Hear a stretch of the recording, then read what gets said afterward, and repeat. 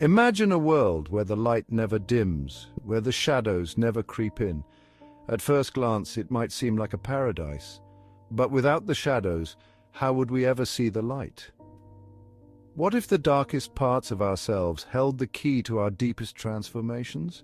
Every soul, no matter how radiant, casts a shadow, and this shadow often hides our greatest truths.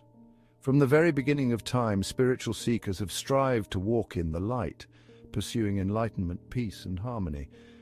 But few realize that the path to true understanding isn't just about basking in the light. It's also about embracing the darkness that follows us.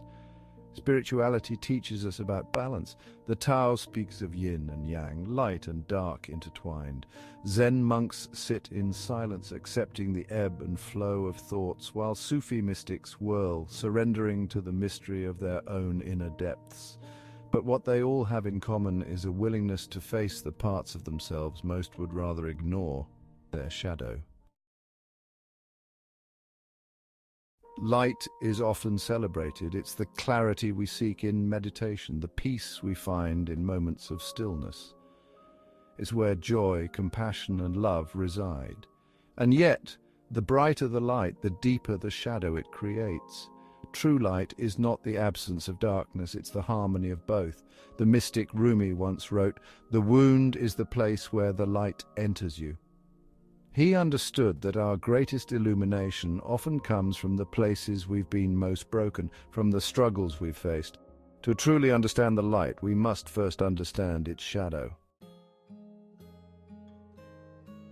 But what exactly is the shadow? It's the parts of ourselves we bury, the fears, doubts, insecurities. It's the anger we suppress, the guilt we carry.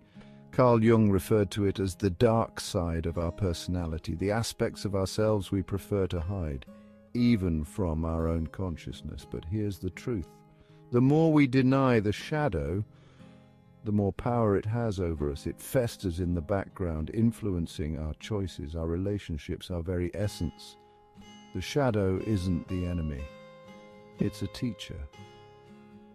Spiritual traditions, from Zen to Sufi mysticism, remind us that by facing our shadow, by bringing it into the light, we can begin the process of integration, of healing.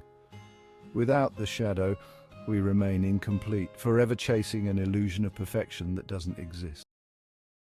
So how do we integrate light and shadow? The first step is acceptance. To deny the shadow is to deny a part of our humanity. It's through the shadow that we learn compassion, not just for others, but for ourselves. As Zen master Shunryu Suzuki once said, each of you is perfect the way you are, and you could use a little improvement. To embrace the shadow is to see ourselves clearly. When we accept our flaws, our fears, our darkness, we stop running from them. We begin to heal. Meditation is one way to face the shadow. In stillness, the mind quiets and the truths we've buried begin to surface. In Sufism, the whirling dervishes spin until they lose themselves, merging with the divine. Both practices seek the same outcome, confrontation with the self, and in that confrontation, transformation. The journey of light and shadow is endless. It's a dance between opposites, a cycle of learning and unlearning, of growth and acceptance. Each time we face our shadow, we come closer to our true selves. As the ancient Taoist proverb says, the wise embrace the whole, the fool clings to the half. Remember, your shadow is not something to fear. It's a part of you, a necessary part.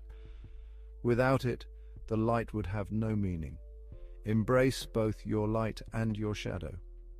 For only when you accept both can you truly be whole. The light is in you, but so is the shadow, and that is where your power lies.